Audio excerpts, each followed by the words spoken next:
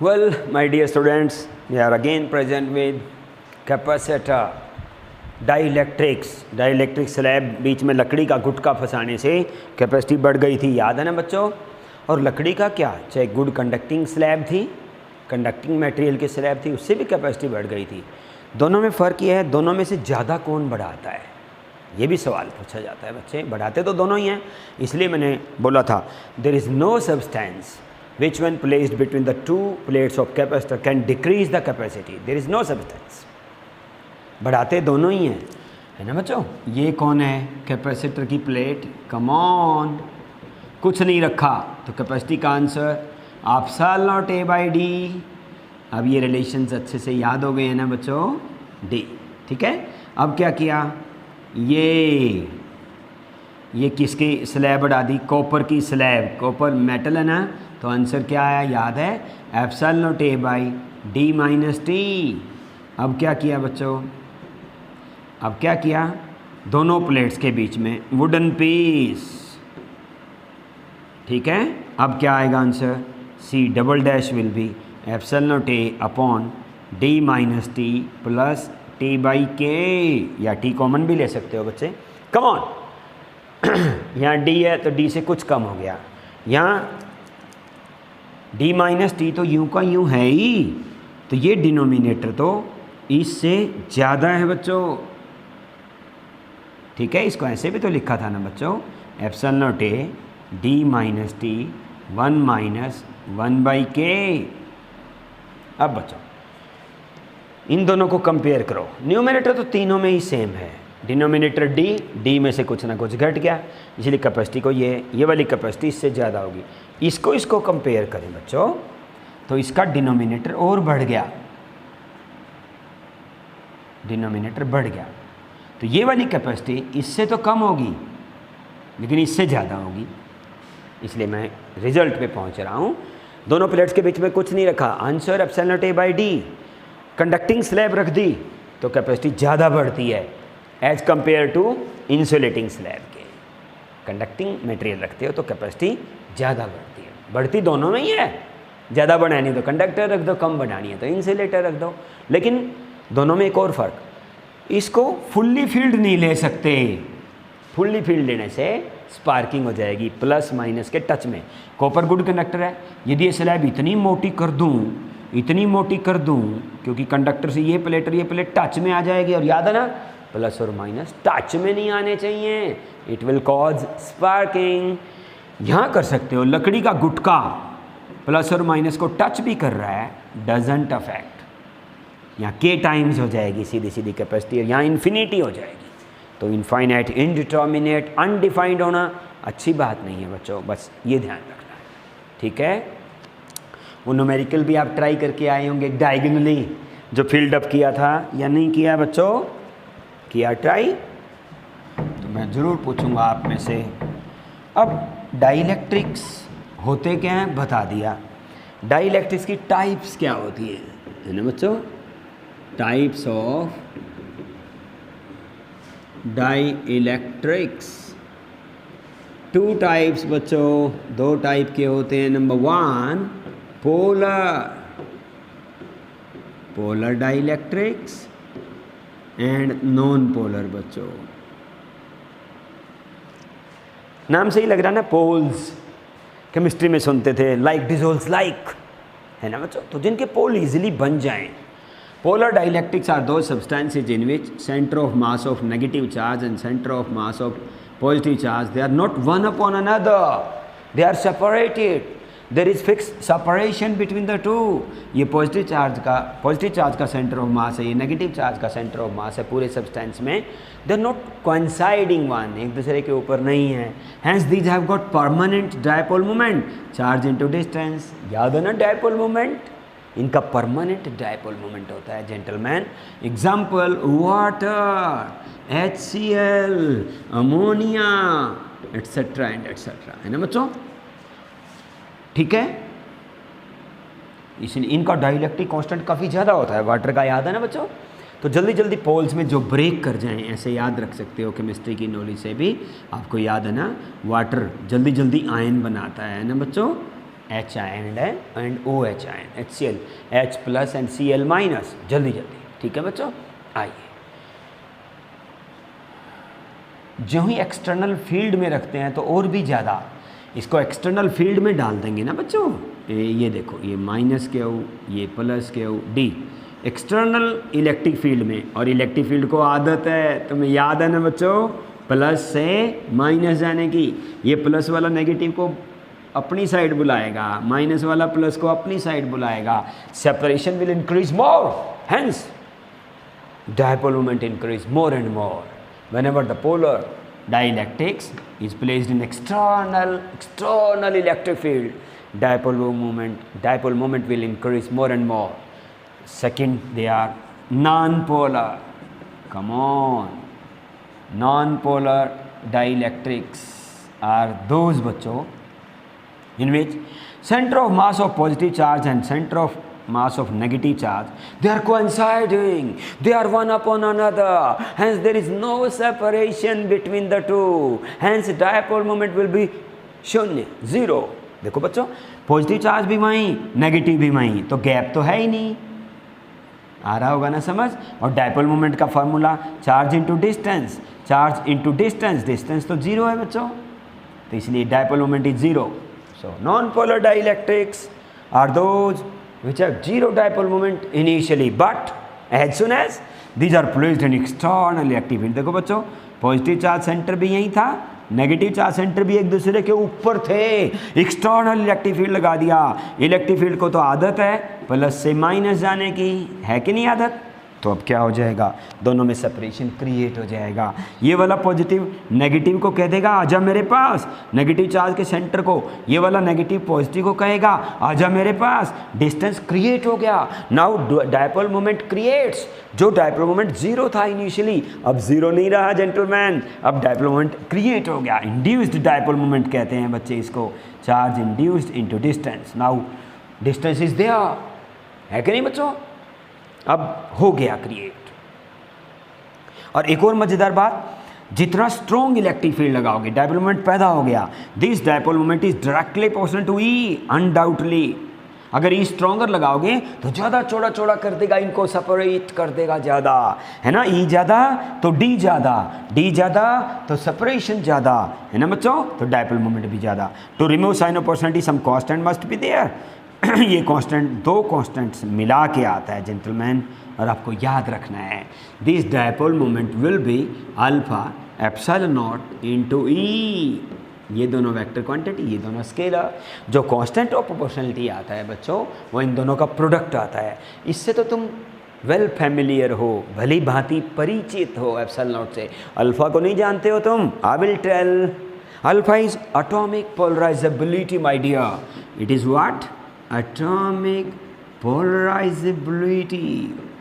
देखो नाम से ही लग रहा है, ठीक है बच्चों? क्या नाम से लग रहा है? Ability of the atoms to get polarised. Ability of the atoms to get polarized is called atomic polarizability. For most of the metal, its value is 10⁻30। इसके वॉल्यूम वाले यूनिट होते हैं बच्चों। मोस्ट ऑफ द मेटल्स के लिए इनकी value जो होती है 10⁻30 होती है बच्चों, ठीक है। Where alpha is atomic polarizability. This is called polarization of non-polar dielectric.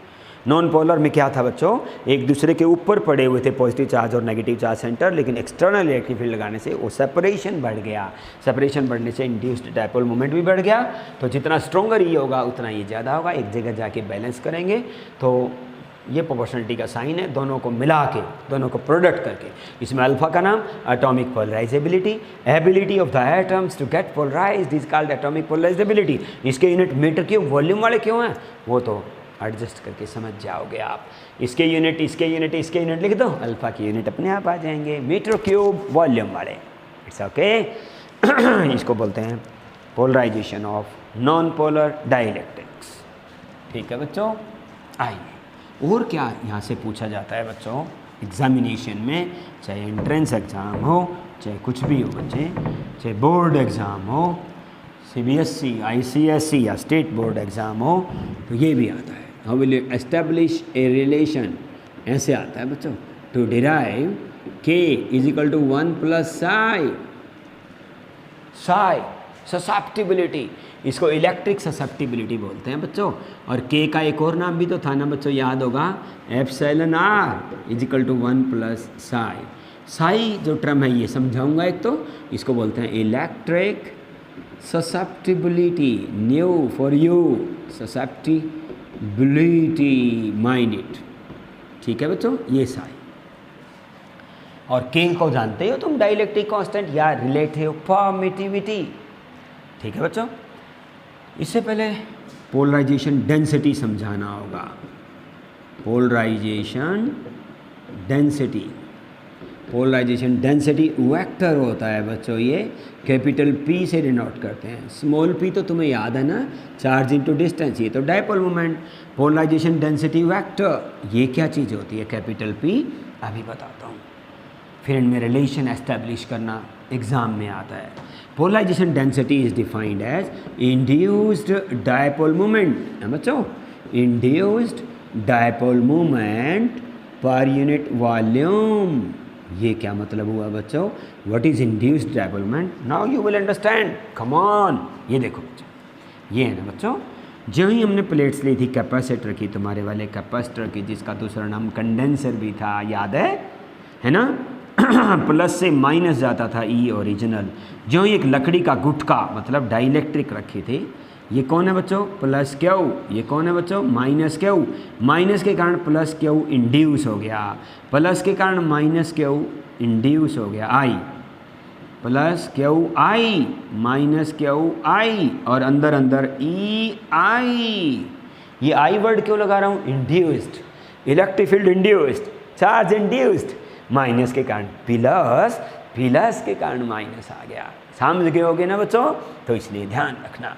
और ये ई ओरिजिनल प्लस टू माइनस था ई, है ना, तो ई ओरिजिनल राइट में है, तो नेट ई जो होगा ना, ये ई ओरिजिनल राइट में है और ई आई लेफ्ट में है, they will be subtracted because they are in the opposite direction of course.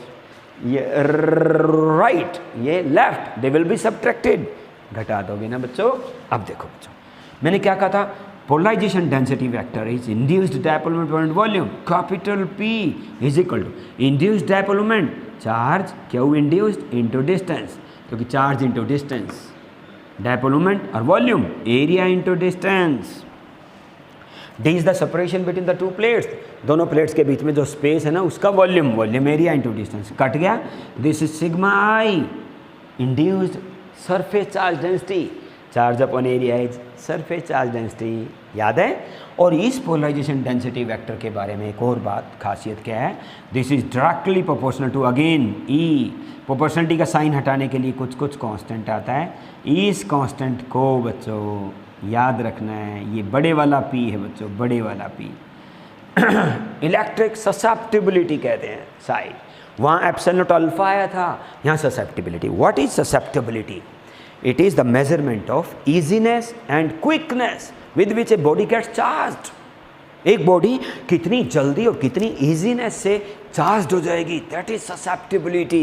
आपने दो बॉडीज ले ली बच्चे, एक ये रही एक ये रही, देखो मैं पेन निकालता हूँ, ये रही, दोनों को चार्ज करने की कोशिश की इक्वली साइमल्टेनियसली, ये जल्दी चार्ज हो गया, ये मेटल है ना, ये जल्दी चार्ज हो गया, ये लेट चार्ज हुआ, तो कहेंगे इसकी ससेप्टिबिलिटी ज़्यादा है, मैक्सिमम है, दोनों को चार्ज कर रहे हो बच्चे। The body which gets easily and quickly it gets charged, its susceptibility will be more, it gets charge later, its susceptibility is less. This is the physical meaning of electric susceptibility. जो body जल्दी और easily charge हो जाए उसकी susceptibility ज़्यादा। Susceptibility का वैसे भी मीनिंग होता है विद इजीनेस, मोर इजीनेस, ज़्यादा इजीनेस होगी ससेप्टिबिलिटी, ठीक है बच्चों, इंग्लिश में भी ये मीनिंग बनता है इसका। बिल्कुल ऐसे मैग्नेटिक ससेप्टिबिलिटी भी आएगा, चिंता ना करें। तब दो बॉडी को मैग्नेटाइज करेंगे, एक जल्दी मैग्नेट बन जाएगी, एक लेट बनेगी। जो जल्दी मैग्नेट बनेगी उसकी मैग्नेटिक ससेप्टिबिलिटी ज़्यादा, जो जल्दी चार्ज हो जाएगी उसकी इलेक्ट्रिक ससेप्टिबिलिटी ज़्यादा। Very simple, very interesting, come on, है ना। दोनों को, इसको इलेक्ट्रिक ससेप्टिबिलिटी कहते हैं। ये बड़े वाला P, ये वाला P है, ये वो वाला P नहीं है डायपोल मोमेंट वाला, ये है polarisation density vector. Come on, what is this? This is e original, epsilon not नहीं है बच्चों ये, this is sigma i by epsilon not. याद है ना? ये क्यों आया बच्चों? गॉस थ्योरम है ना बच्चों, ऐसे। This is e sigma i, it is equal to capital p, nice, capital P.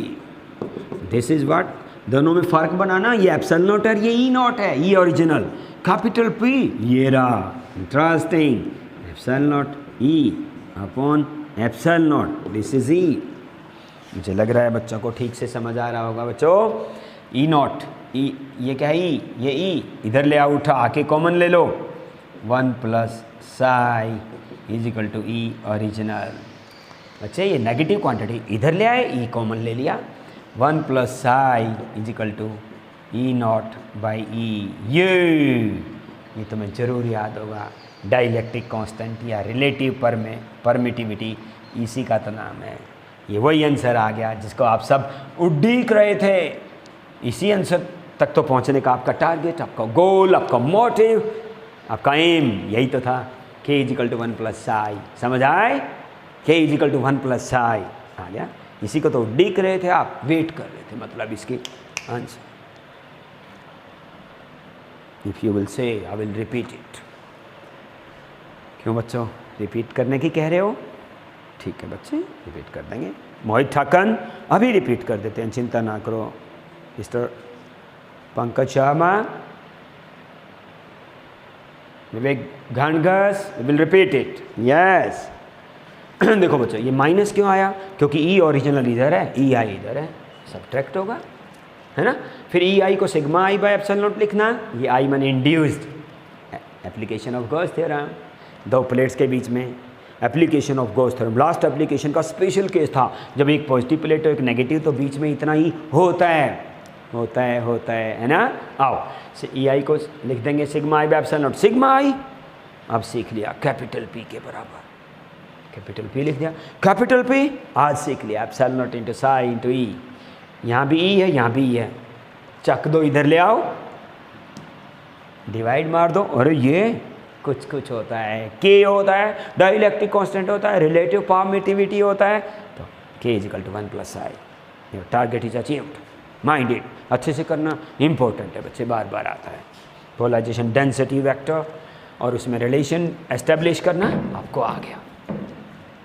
Come on,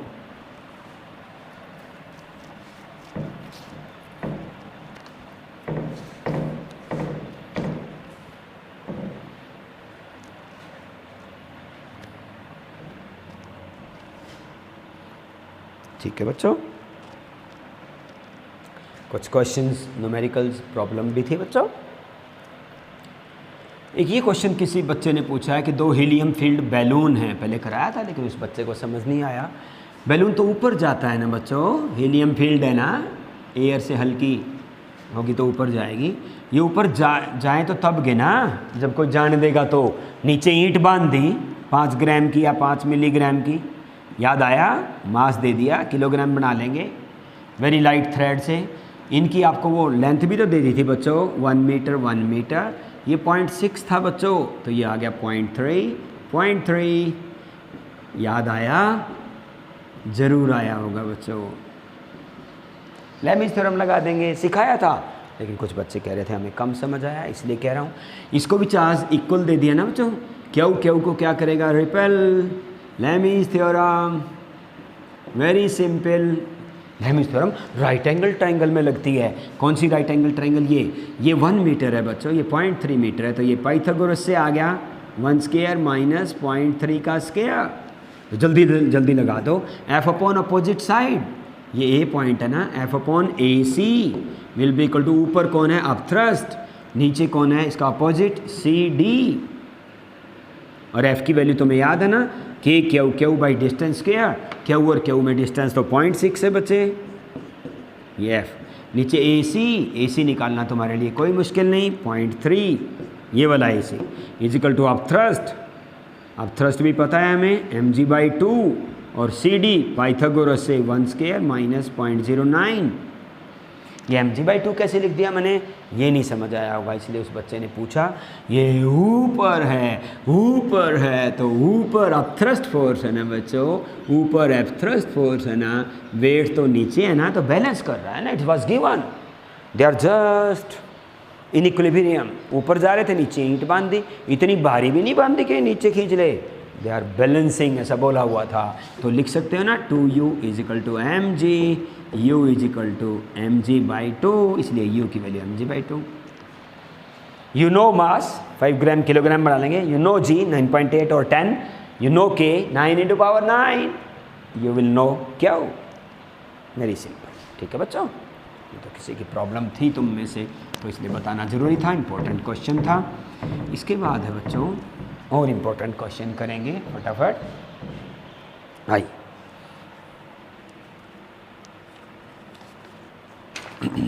common potential पे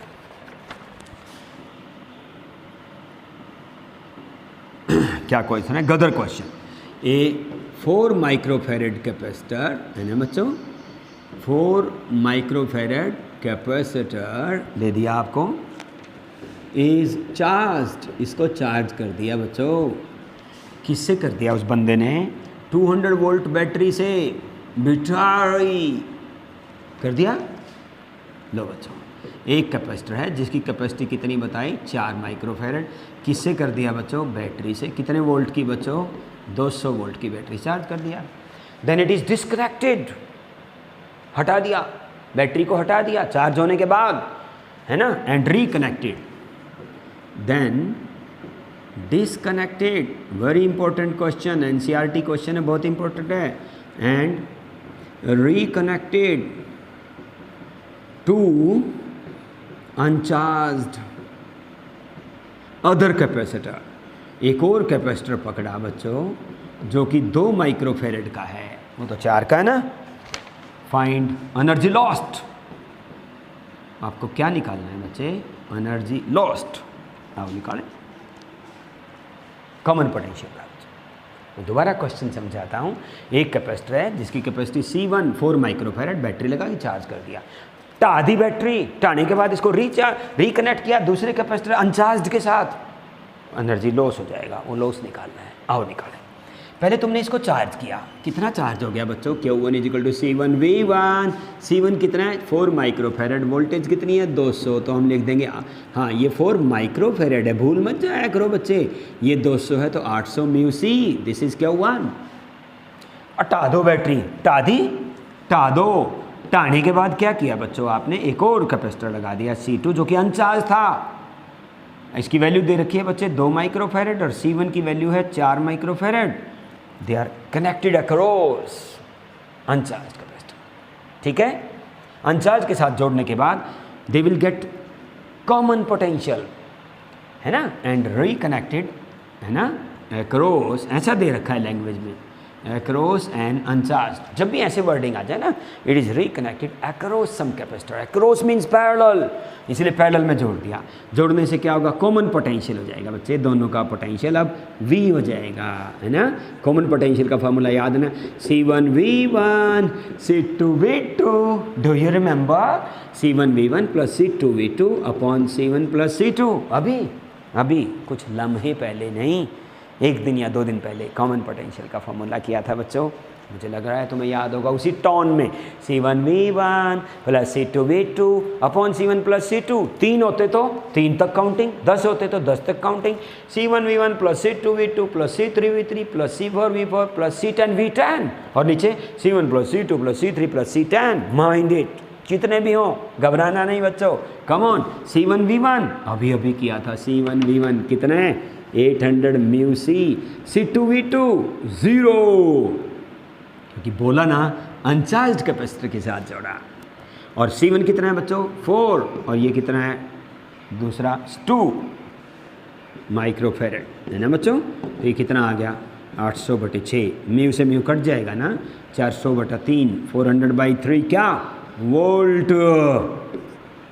एनर्जी लॉस निकालना है, तो एनर्जी लॉस निकालना तो बहुत इजी, यहाँ एनर्जी कैलकुलेट करो और यहाँ कॉम्बिनेशन में कैलकुलेट करो, तो energy loss, energy initial minus energy final, है ना बच्चों, एनर्जी इनिशियल बताओ कितनी, half C1 V1 square, half parallel C1 plus C2 V square, V आप निकाल चुके हैं 400/3, यू नो V ये रहा, know C1 C2, yes you know C1 V1, you will know energy loss, answer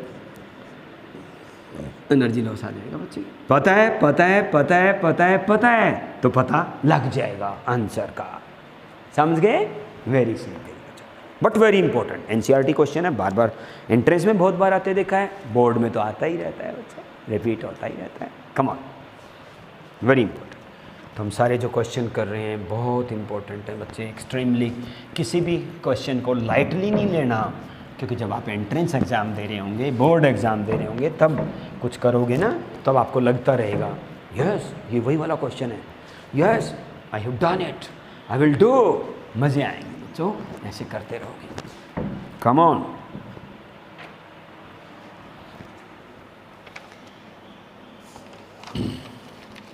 ऐसे बच्चों बहुत इंपॉर्टेंट क्वेश्चन, आइए ये क्वेश्चन आपको भेजा हुआ है पहले से बच्चों, फिर भी स्टेटमेंट भेजी हुई है मैंने, फिर दोबारा से बता देता हूँ। ये क्यूब दिया हुआ है बच्चों, ठीक है, वेरी इंपॉर्टेंट। इस क्यूब में क्या कह रहा है, इसकी जो साइड है ना बच्चों, ए सब ए मीटर है बच्चों, ठीक है, एक ये वाला फेस की बात करना चाह रहा है, एक ये वाले की बात करना चाह रहा है बच्चों, ठीक है बच्चों।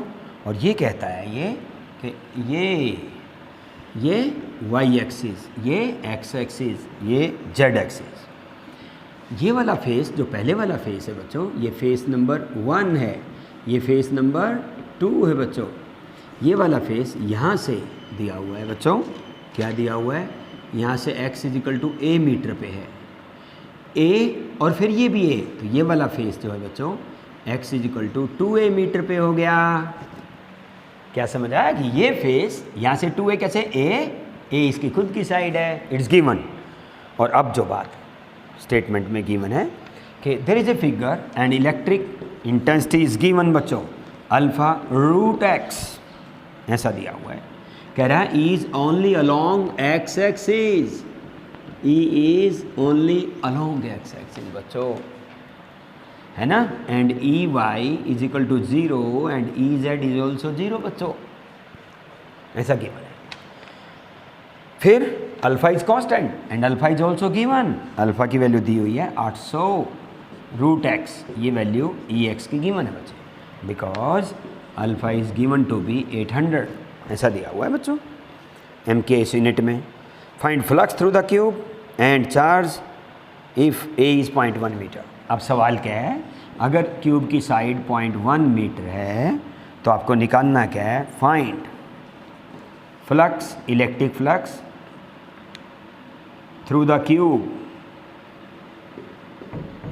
दूसरा क्या निकालना है बच्चे, B charge within the cube, दो बातें निकालनी है बच्चों। आओ, very important Gauss theorem, flux जहाँ आई वहाँ गॉस थ्योरम होगी बच्चों। Total flux through the cube is equal to flux through the first surface, flux through the second surface, and flux is nothing, you know, E and ds, याद है ना बच्चों, plus E and ds, याद है ना बच्चों, E and ds, ये E2 है बच्चों, ये E1 है, ठीक है। यहाँ का E देखो, E तो दोनों में ही राइट की तरफ है ना बच्चों, तो यहाँ भी E राइट की तरफ है, यहाँ पे E किधर है, राइट की तरफ, यहाँ पे भी E किधर है बच्चों, राइट की तरफ, ये है ही एक्स एक्सिस की तरफ, राइट की तरफ।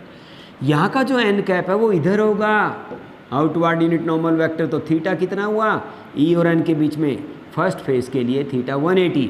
यहाँ का जो आउटवर्ड नॉर्मल भी इधर होगा, ये बॉक्स ऐसे बंद है तो इसका आउटवर्ड नॉर्मल बाहर, और ये बॉक्स बंद है तो इसका आउटवर्ड नॉर्मल बाहर, क्योंकि तुम्हें याद है इस एन का नाम याद है ना अच्छे से, OUNV, फुल फॉर्म याद है ना, outward unit normal vector, outward हमेशा बाहर, unit magnitude 1, normal perpendicular vector तो ये है ही, है ना बच्चों। तो इसलिए ई भी इधर एन भी इधर, तो थीटा कितना हो गया इसके लिए, इस वाले फेस के लिए थीटा 0, इसके लिए थीटा 180। तो लगा दो बच्चे, पहले फेस के लिए बताइए, पहले फेस के लिए थीटा कितना 180, इस फेस के लिए थीटा कितना 0। तो टोटल फ्लक्स तुम्हारे पास आने वाली है बच्चों, डॉट प्रोडक्ट खोल दो फटाफट। Total flux will be equal to, yes come on, E1, yes E की वैल्यू और अच्छे से देखो बच्चे, ई की वैल्यू EX के इक्वल है, EX है कितना 800√x, x means distance from the origin. तो इस वाले फेस की यहाँ से डिस्टेंस a के इक्वल है, तो हम लिख देंगे ना बच्चों, E1 की जगह लिख देंगे 800√a, और a की वैल्यू तुम्हें पता है 0.1, ये तो है E का मैग्नीट्यूड, E1 का magnitude, dot n, a dot b, a b cos theta, E1 का मैग्नीट्यूड ए रहा, n का 1 cos theta, theta is 0, ds का integration s, s means area, area is a square, क्योंकि इसकी लेंथ और ब्रेड्थ दोनों ही तो वो है ना बच्चों, ए, इसलिए ये आ गया बच्चों, ठीक है। प्लस E2 निकालने में थोड़ी सी 1 मिनट लगेगा आपको। E2 कैसे निकालेंगे, ये वाला फेस ओरिजिन से 2a मीटर अवे है, तो इसलिए E2 की वैल्यू निकालोगे तो 800√2a करोगे बच्चों, x की जगह, ये वाला फेस ओरिजिन से a 2 मीटर है तो x की जगह 2a, और ये वाला फेस यहाँ से a मीटर था तो √a कर दिया था बच्चों, ये आएगा। तो E2 की वैल्यू लिखने जा रहा हूँ बच्चों, अलर्ट हो जाओ। E2 की वैल्यू क्या है, E2 का मैग्नीट्यूड 800√2a, n का मैग्नीट्यूड 1 कोस ऑफ 0, हाँ यहाँ कोस ऑफ 180 बच्चों, थीटा 180 था, यहाँ कोस 0, ds का इंटीग्रेशन s माने एरिया, इस वाले फेस का एरिया भी तो a स्क्वायर है बच्चों। This is total flux, you will get answer, ठीक है बच्चों। जल्दी जल्दी कैलकुलेट कराओ। अब √a तो दे रखा है ना, √1 0.1, a की वैल्यू 0.1 है, ध्यान रखना बच्चे 0.1 का जो रूट होता है ना 0.316, आप इसको 0.32 भी ले सकते हो, 0.32 वो तो √ निकाल लोगे आप, कोई बात नहीं। तो ये 800 बच्चों है ना √a, तो यहाँ से निकाला जा सकता है ना, a की वैल्यू नॉन है, 0.1 का रूट कितना हो गया बच्चों 0.32 कह दूँ, कोस 180 को -1 कह दूँ, a स्क्वायर, तो a स्क्वायर क्या होगा 0.1, ठीक है बच्चों, और कोस 180 -1 कर दिया ना, प्लस 800√2 पता है तुम्हें 1.414√2, और √a कितना होगा 0.32, और a स्क्वायर कितना होगा 0.01, ठीक है बच्चों। ऐसे इस पूरे को सॉल्व करना तुम्हारे लिए कोई मुश्किल नहीं, तो फ्लक्स का आंसर आ गया, एक आंसर आ गया फ्लक्स का। यूनिट क्या लिखेंगे, newton per coulomb into metre square. Flux आ गई तो चार्ज निकालना बहुत इजी, जो ये आंसर आया बच्चों उसको फ्लक्स को क्या लिख देंगे, याद है ना 1/ε the charge, flux is known, so Q will be non,